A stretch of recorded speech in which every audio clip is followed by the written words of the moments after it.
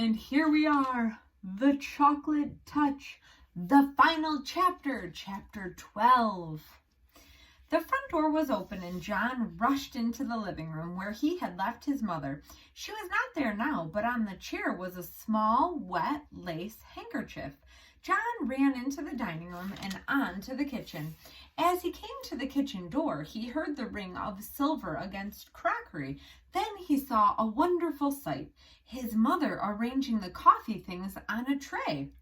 He dashed into the kitchen and flung his arms around his mother's waist, sobbing and laughing with relief and joy.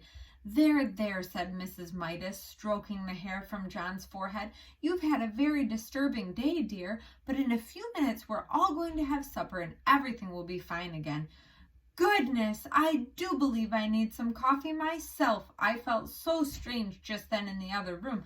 I really don't know what came over me. The door from the garden opened and Mr. Midas came in.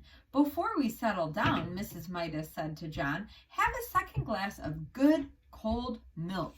You look so hot. There's Mrs. Midas and John.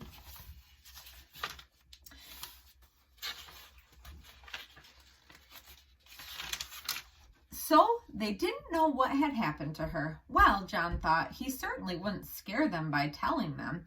He watched gratefully as his mother took a frosty blue jug from the refrigerator and poured from it a glass full of icy, creamy milk.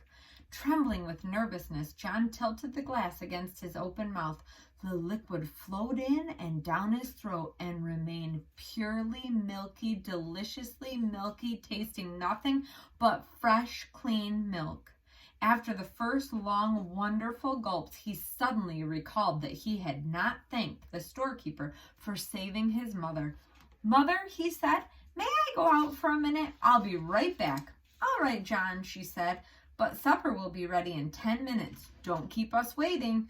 John ran briskly down the street until he came to the corner where he always turned right when he was going to Susan's house. There he turned left instead and started along the 2 blocks of unfamiliar street leading to the candy store. Soon he came to the corner where the red brick building had been, but there was no building and no store and, of course, no storekeeper.